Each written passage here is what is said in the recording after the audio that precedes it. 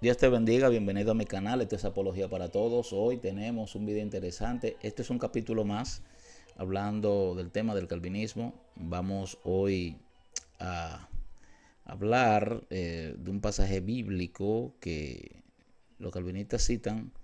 El pasaje básicamente ellos lo citan fuera de contexto, y para que usted entienda la idea, en Romanos 9 Pablo toca la idea del alfarero. Y cuando Pablo toca la idea del alfarero, Pablo cita Jeremías 18 específicamente. Y los calvinistas ven en este pasaje una prueba irrefutable del determinismo calvinista. Así que vamos a leer el pasaje y vamos a ver cómo este pasaje realmente no enseña calvinismo, como no quieren vender muchas veces los calvinistas. Dice aquí. Entonces Jeremías 18 dice: palabra de Jehová que vino a Jeremías diciendo: levántate y vete a casa del alfarero, y allí te haré oír mis palabras. Y descendí a casa del alfarero, y aquí que él trabajaba sobre la rueda, y la vasija de barro que él hacía se echó a perder en su mano, y volvió y la hizo otra vasija según le pareció mejor hacerla. Entonces vino a mí palabra de Jehová diciendo: no podré yo hacer de vosotros como este alfarero, oh casa de Israel. Dice Jehová: he aquí que como el barro en la mano del alfarero, así sois vosotros en mis manos, oh casa de Israel. Mire, si usted lee el pasaje hasta ahí, el pasaje suena muy calvinista, porque vemos a Dios haciendo lo que Él quiere, según como lo interpretan los calvinistas. Pero siempre que usted lee un pasaje, tiene que leer el contexto del pasaje para que no se deje engañar, porque todo el que manipula la Biblia, todo el que enseña falsedad, enseña utilizando la Biblia de una manera sesgada, enseñando ciertas porciones y dejando fuera otras que revelan una verdad más completa. En el verso 7 dice así: en un instante hablaré contra pueblos y contra reinos, para arrancar y derribar y destruir. Pero si esos pueblos se convirtieren de su maldad, contra la cual hablé, yo me arrepentiré del mal que había pensado hacerles. Ya usted ve cómo deja de sonar calvinista. Acá está hablando el pasaje que Dios no determinó nada, sino que Dios va a actuar conforme a cómo las personas respondan al mensaje que se les ha dado. Si Dios trae su revelación, si Dios trae su palabra y las personas se arrepienten, el mal que Dios tenía predeterminado para ese lugar, dice que Dios lo va a revocar. Ahora oiga lo que dice aquí, en el 9. Y en un instante hablaré de la gente y del reino para edificar y para plantar. Pero si hiciere lo malo delante de mis ojos, no oyendo mi voz, me arrepentiré del bien que había determinado hacerle. Ahora pues, habla luego a todos hombres de Judá y a los moradores de Jerusalén, diciendo: así dicho Jehová, he aquí que yo dispongo mal contra vosotros y trazo contra vosotros designios. Conviértanse ahora cada uno de su mal camino y mejoren sus caminos y sus obras. Y dijeron: en vano, porque en pos de nuestros ídolos iremos y haremos cada uno el pensamiento de nuestro malvado corazón. Como ustedes pueden ver, obviamente el pasaje mismo no enseña absolutamente nada de calvinismo. De hecho, el pasaje es contrario al calvinismo, porque enseña que si el pueblo se arrepiente, el mal que Dios tenía preparado para ese pueblo, dice que va a ser revocado y Dios va a traer bendición. Pero que si aquellos que estaban haciendo el bien, aquellos justos que estaban en el reino, estaban haciendo el bien, dice que se apartaren de su camino, entonces el mal lo alcanzará. Entonces, cuando usted lee el pasaje y lee el pasaje fuera de contexto y lee el pasaje solamente la parte donde habla del alfarero, que él hace lo que él quiera, usted está tomando de una mala manera el pasaje. De hecho, esa es una cita de Romanos, en Romanos 9 se toma como cita, pero cuando usted analiza Romanos 9, usted se da cuenta de algo. Romanos 9 empieza Pablo hablando de la nación de Israel, pero todas las citas que tiene Pablo en Romanos 9, todas son referentes al pueblo de Israel. No hay una referencia a elementos particulares, sino al pueblo de Israel. Y eso es muy importante, porque a veces la gente no entiende eso y malentienden el pasaje. Ahora, la ilustración que utiliza Jeremías del barro y el alfarero es una ilustración muy poderosa, y Pablo la utiliza sacándola del Antiguo Testamento. Pero una vez, esto se refiere a la soberanía de Dios sobre las naciones, indiscutiblemente.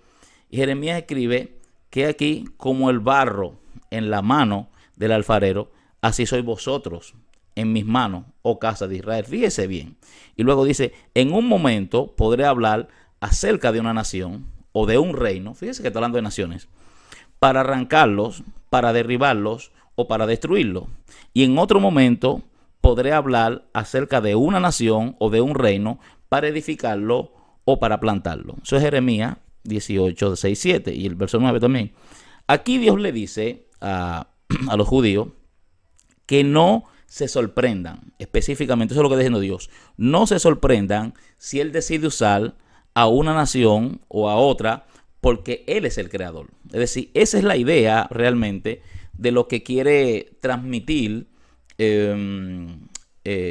Pablo con esta idea, porque recuérdese que el tema que se está tratando en Romanos 9 es con Israel hablando sobre la salvación de los gentiles, y eso es lo que está Dios diciéndole a ellos. Miren, ustedes son simplemente el barro, ustedes y ellos son simplemente el barro. Y de la misma manera también escribe Isaías, y él dice lo siguiente: ay del que riñe con su hacedor, vaso de barro entre vasos de barro.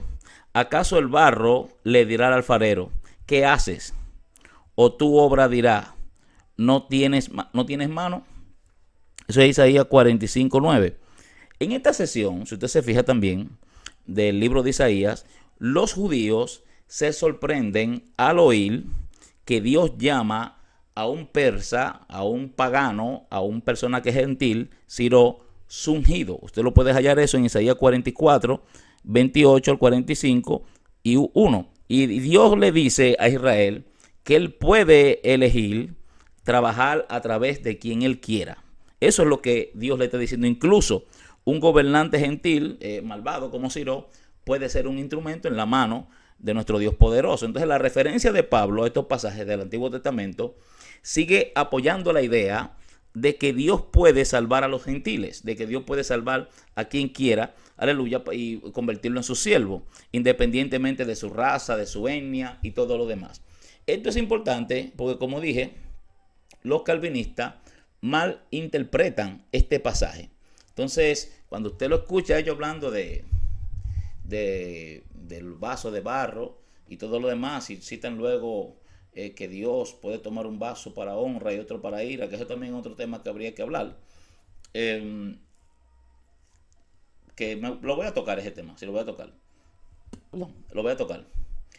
Entonces, usted lo ve citando ese tema de que Dios puede tomar un vaso de honra, un vaso o un vaso de ira, puede formar el vaso que quiera, pero no toman en cuenta el contexto. No toman en cuenta el contexto. Entonces, cuando usted lee el pasaje, pregúntese en qué parte de este pasaje usted ve a Dios predeterminando a algunos que se arrepientan y que otros lo rechacen. Pregúntese eso. En ese pasaje no existe eso. Es decir, en ninguna parte uno te va a encontrar como un tipo de determinismo, porque Dios se muestra como un alfarero que está mordiendo vasijas según sí o no se arrepientan. Es eso es lo que Dios está haciendo. Dios está moldeando vasijas, y la vasija, bueno, tú vas a hacer vasija para ira. ¿Te arrepentiste? Bueno, tú vas a hacer vasija para honra. Entonces, esa es la idea. El calvinismo acá no le hace justicia a este pasaje bíblico. Pero vamos a ver algo más, porque como dije, este pasaje tiene muchas cosas que decir, verso 22-23. Entonces, cuando ellos ven Romanos 9,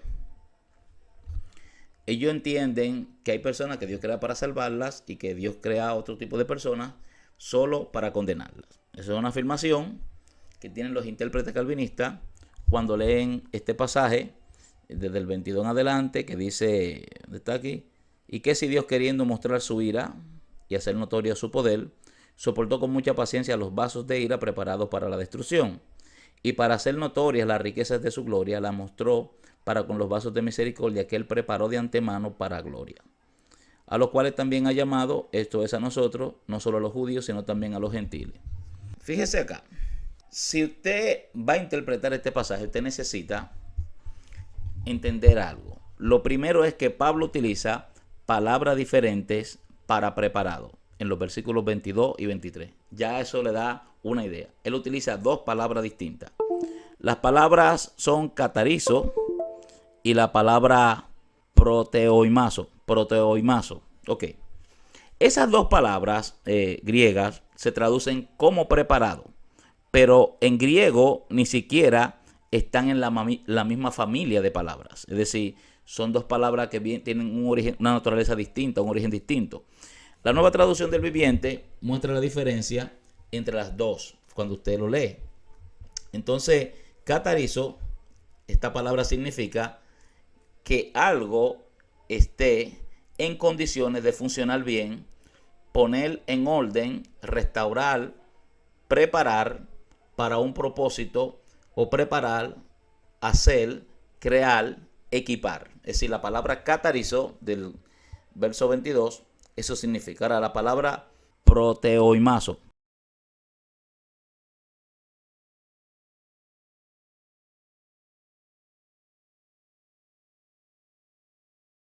Esa palabra significa preparar de antemano. Fíjese la diferencia. Es la palabra que se usa para las buenas obras que Dios preparó de antemano, también en Efesios capítulo 10.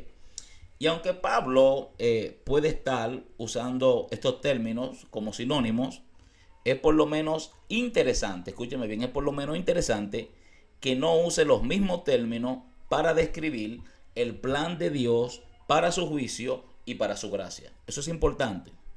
De hecho, catarizo es usado para los vasos de ira y es un participio pasivo perfecto. Proteoimazo. Es usado para los vasos de misericordia y es un indicativo aoristo activo. Esto cambia, aleluya, el concepto que usted pueda tener del pasaje. ¿Por qué? Porque mientras uno es algo activo, el otro es algo pasivo. Ahora, ¿qué hace esto acá? Esto es interesante porque nos está diciendo que los vasos de misericordia no están ahí por accidente. Es decir, los cambios de misericordia, los vasos de misericordia no están ahí por accidente. Y Pablo quiere decir que los vasos de ira están maduros o aptos para la destrucción, porque se han preparado a sí mismos. De hecho, uno podría entenderlo en la voz media si uno quiere. Y se han hecho aptos, se puede decir. Ellos mismos se han preparado, ellos mismos se han hecho aptos para la destrucción. Así es que se debe interpretar el pasaje, porque usted tiene que leer la palabra en el idioma original. Entonces, está hablando de uno que fueron preparados por Dios y de otro que se prepararon a sí mismos. Son dos cosas distintas. En segundo lugar, no hay un sujeto en preparar a los incrédulos para la destrucción, sino que Dios es el sujeto que prepara a los creyentes. Fíjese algo. Cuando el pasaje habla de los incrédulos, no hay un sujeto. Pero cuando habla de los creyentes que son preparados como honra, Dios es el sujeto que prepara a los creyentes. Entonces se ve que hay una diferencia sustancial o sutil en estos dos versículos. Dios no es el sujeto de los vasos de ira en la oración del verso 22, pero sí lo es en el verso 23. Entonces, cuando usted lee el pasaje, tiene que ver esas cosas minuciosas para que no se deje engañar. En tercer lugar, estos vasos que están acá de ira pueden volverse y convertirse en vasos de misericordia. Esto es acá lo que derriba totalmente el calvinismo. Mire, no hay fatalismo en Romanos 9. No hay absolutamente nada de fatalismo en Romanos 9. Pablo le estaba advirtiendo desde el principio de su carta para que vuelvan a Dios. Desde el principio de Romanos 9, usted lee a Pablo que está tratando de convencer, recuérdese que Pablo tiene una discusión con un objetor imaginario, está tratando de convencer al judío de que vuelva a Dios y se convierta en un vaso de misericordia. Y eso te lo puede ver en Romanos 2:4. Sin embargo, escribe, por su terquedad y por tu corazón no arrepentido, atesoras ira para ti, para el día de la ira y de la revelación del justo juicio de Dios. Romanos 2:5. Es decir, que cuando usted lee la palabra, usted cae en el calvinismo porque se lo enseñan, no porque la Biblia lo dice. Ahora, Pablo está explicando que estos vasos, tanto de ira y misericordia, pueden convertirse en objetos de su misericordia, ¿verdad? Los vasos de ira, si tan solo se vuelven a Él. Esto es importante porque está hablando de volverse a Él, pero está hablando específicamente de creer con fe, está hablando del tema de la fe. Y en un momento dado, todos los creyentes eran por naturaleza hijos de ira. De hecho, Pablo dice que nosotros en otro tiempo éramos hijos de ira. Y pueden convertirse también en hijos de misericordia. Lo mismo que los demás. Pablo dice, creo que eso es Efesios 2:3, si no me equivoco, que Pablo dice que éramos hijos de ira por naturaleza y es lo mismo que los demás. Pero después de poner nuestra fe en Cristo, lo que Pablo nos enseña es que nos convertimos en objetos de misericordia. Y usted lo puede ver en Efesios 2:8 y 9, que dice que por gracia sois salvos por medio de la fe, y esto no de vosotros, pues don de Dios, no por obra para que nadie se gloríe. Ahora bien, bajo el calvinismo no hay ninguna persona con libre albedrío realmente. Y esto, hermano, trae un problema porque podemos decir que Dios no puede ser paciente con una persona. Es decir, la Biblia está llena de pasajes que dicen que Dios es paciente con el pecador. Pero en el calvinismo, ¿cómo Dios puede pretender ser paciente donde el hombre no tiene libre albedrío para en algún momento tomar una decisión en favor de él? Además, la paciencia de Dios no tendría razón dentro del calvinismo, ya que Dios estaría siendo paciente consigo mismo porque la gente no se van a convertir a Él hasta que no le dé su gracia irresistible. Bueno, la idea mía, hermano, con estos videos es que usted tenga una buena interpretación de los pasajes bíblicos y no se deje engañar. Aleluya. Vamos a seguir hablando de esto. Creo que vamos a citar ahora Romanos 9 y vamos a ver otro pasaje bíblico que se saca de Romanos 9, que es el pasaje de Jacob amé, Esaú aborrecí, que es el pasaje, uno de los pasajes favoritos de los calvinistas. Y ese pasaje es interesante porque cuando usted lee el pasaje y usted se va al contexto de donde he sacado el pasaje, se da cuenta de lo mismo que le vengo hablando, que Dios está hablando de naciones y no de personas.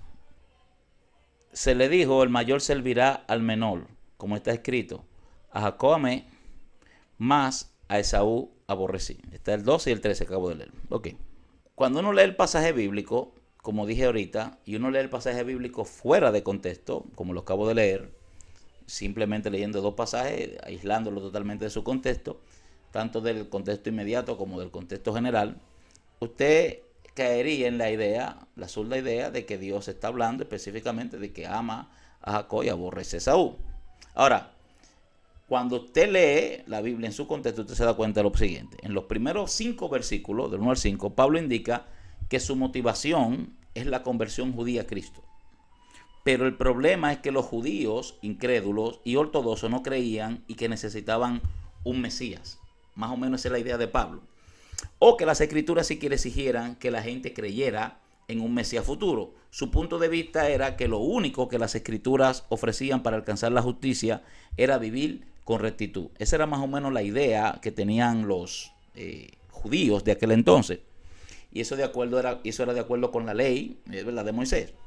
Además, los judíos incrédulos ellos creían que se les había prometido una salvación solamente por ser descendientes de Abraham y ser descendientes de Isaac también, que era el hijo de la promesa. Oiga lo que dice Mateo 3:9, y no penséis que podéis decir, dentro de vosotros mismos tenemos a Abraham por padre, porque yo os digo que Dios puede levantar hijos a Abraham aún de esta piedra. Ahora, este pasaje es interesante porque está desmoronando esa idea. Ahora, para que Pablo lograra su objeción de la conversión judía a Cristo, tendría que lidiar con la seguridad judía por obras y linaje. Escúcheme bien. Para Pablo poder refutar la idea del judío de que él simplemente por ser descendiente de Abraham y por la rectitud de vida podría alcanzar la salvación, Pablo tiene que tratar específicamente con esos dos puntos. Y Pablo plantea la cuestión de los descendientes en los versículos 6 y 7 y la resuelve en los versículos 11 y 13. ¿Por qué él empieza en el 6 y 7? Porque él empieza con el tema de Ismael. Habla de Ismael e Isaac, ¿verdad? Pero luego termina resolviendo todo este planteamiento en los versículos 11 y 13. Y luego al final él anticipa la oposición en el versículo 14, y antes de refutar la seguridad por obras, en los versículos 15 y 18, uno no es un verdadero hijo de Abraham simplemente por ser descendiente de Abraham.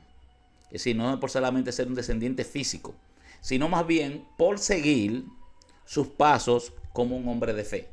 Eso es más o menos lo que Pablo está tratando de plantear. Si cada hijo de Abraham nació bajo la salvación del pacto, entonces explique la condenación de los edomitas. Eso es algo que Pablo plantea, el tema de Edom.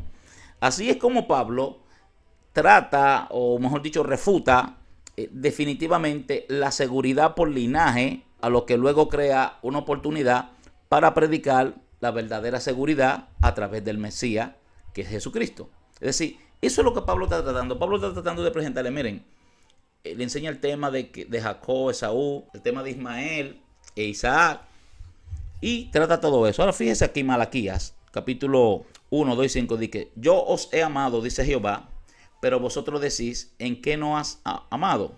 No era Esaú hermano de Jacob, dice Jehová. Sin embargo, amé a Jacob, pero a Esaú aborrecí. Tomé sus montes, oiga bien, tomé sus montes en desolación y di su heredad a los chacales del desierto. Aunque Edom diga, hemos sido derribados, pero volveremos y reedificaremos las ruinas, así dice Jehová de los ejércitos.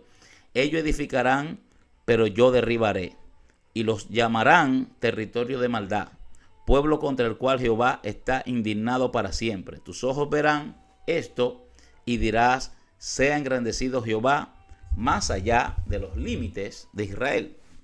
Ahora bien, como es común en las escrituras, a Israel y Edom se hace referencia a menudo por sus jefes triviales, que son Jacob y Esaú. Muchas veces usted va a encontrar la palabra que habla de Jacob y Esaú, y no necesariamente está hablando de las dos personas, sino específicamente de los dos pueblos. Ejemplo, usted tiene Isaías 10:21 y tiene Jeremías 37, que utilizan los nombres y no necesariamente se refieren a las personas, sino a los pueblos. Y como lo muestra el contexto de Malaquías 2:5, Israel es referenciado por Jacob, tal como Edom es referenciado por Esaú. Entonces, he amado a Jacob, pero he odiado a Esaú. Y yo creo que antes de proseguir acá, déjeme hacer acá una referencia clara. El tema de cuando dice que Dios repudia, que Dios odia, aborrece a Esaú, no se trata de que Dios odia al pueblo como tal. Eso es una mala también interpretación. Eso es como cuando Jesús le dice a los creyentes que tienen que aborrecer a su padre y a su madre. Sería una franca contradicción que Jesús dijera que tenemos que aborrecer a nuestro padre y a nuestra madre cuando se nos manda, como un mandamiento del Señor, amar a nuestro padre y a nuestra madre. Acá la palabra aborrecer es simplemente una figura retórica, es una figura poética judía que se utiliza específicamente para hablar de rechazar o preferir. Es decir, cuando tú dices yo amo a uno y aborrezco a otro, estás diciendo que tú estás prefiriendo a uno por encima del otro. Eso en el contexto judío, claro está, porque en el contexto que nosotros conocemos en español, cuando decimos que aborrecemos a alguien, no se refiere específicamente de que tú lo estás rechazando, sino de que tú lo odias. Entonces usted trae una palabra de un contexto, la toma y la trae acá, una expresión, la toma de ese contexto y la trae acá, y no significan lo mismo. Entonces eso es importante que los conozcan, porque muchas personas, lamentablemente, cuando leen el pasaje pensando en el contexto conocido, en el contexto que nosotros tenemos hoy en día, y no se aplica muchas veces lo que dice la Biblia con el contexto actual de nosotros. Entonces, cuando habla de aborrecer, de hecho, mire, en el mismo libro de Génesis, usted va a encontrar que dice, y amaba Jacob más a Raquel que a Lea.